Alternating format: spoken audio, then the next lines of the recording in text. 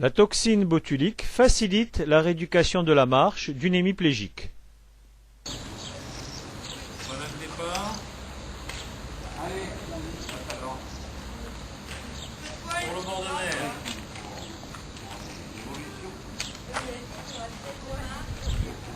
Alors ce qui est bien, c'est son pied. Grâce à la toxine botulinique, son pied se pose beaucoup mieux que ce qui se poserait si on y avait laissé la spasticité du triceps. Donc c'est l'intérêt de marcher comme ça avec un pied bien à plat. Il n'a pratiquement pas besoin d'appareillage. Et à chaque pas, elle fait travailler ses releveurs. Donc cette marche est en même temps un renforcement au niveau des releveurs du pied, en même temps qu'un travail de l'équilibre, de la coordination, de l'endurance, de la force musculaire des membres inférieurs. Donc c'est vraiment, j'allais dire, un sport complet. Les tentatives de correction volontaire de la marche sont forcément vouées à l'échec à plus ou moins long terme. En effet, le cerveau possède l'équivalent d'un programme qui choisit automatiquement le geste le plus approprié.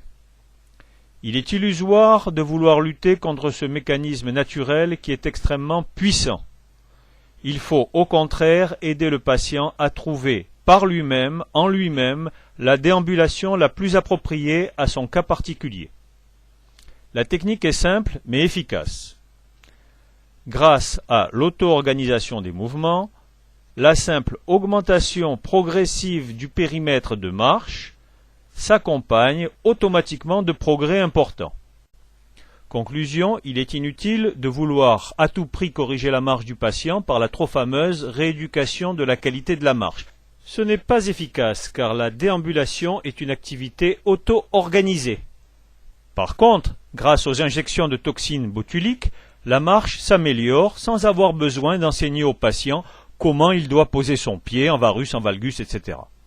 Inversement, si l'effet de la toxine diminue au bout de quelque temps, il faut simplement procéder à de nouvelles injections.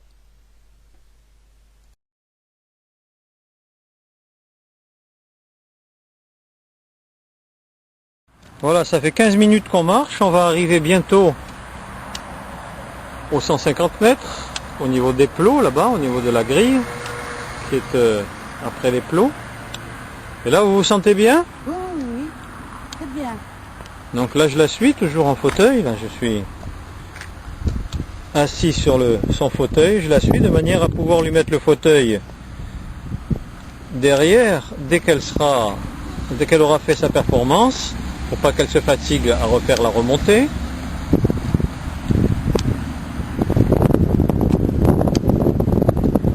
Donc c'est génial.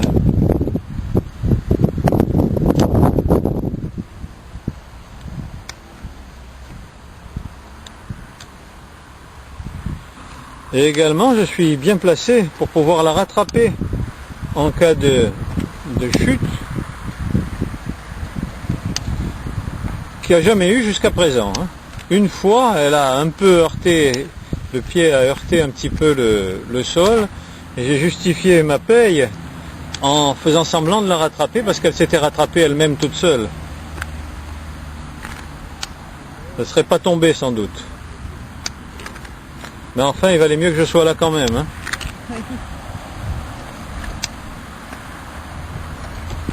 Ah oui, ça vous avez gagné. Là, on va arriver à la grille. Donc, et ça fait 17, presque 18 minutes.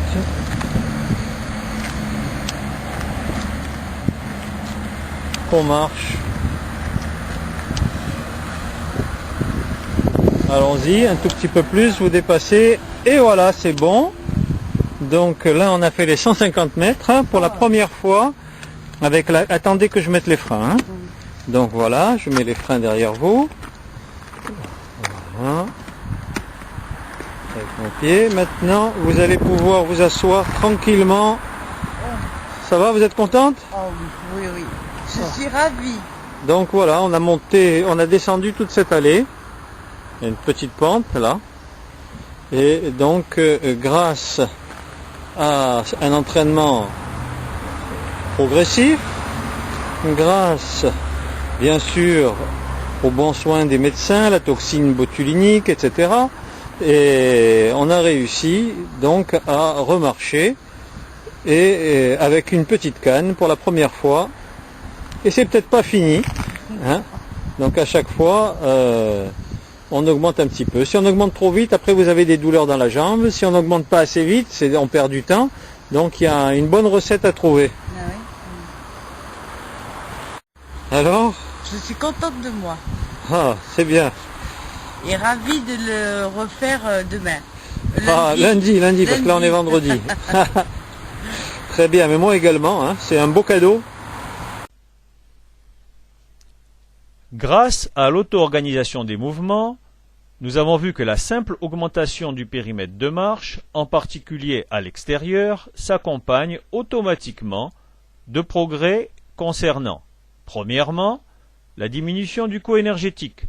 Les gestes et les contractions musculaires inutiles sont éliminés. Conséquence, une diminution de la spasticité des réactions associées lors de la marche.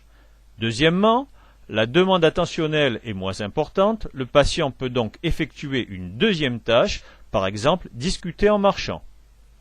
Troisièmement, les composantes spatiales et temporelles du mouvement, l'enchaînement des gestes, leur coordination, l'équilibre général du corps, etc. s'améliorent parallèlement au périmètre de marche. Quatrièmement, l'organisme choisit automatiquement le geste indolore et à défaut le geste le moins douloureux. Cinquièmement, amélioration de l'endurance, moins de fatigue, et de la force musculaire et de la commande motrice, l'état général, le moral du patient, etc. Tout ça, ça va s'améliorer.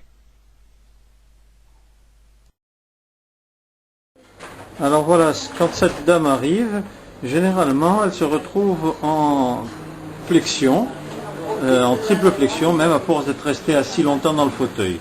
Donc la première chose qu'on fait, et puis souvent il y a des petites douleurs.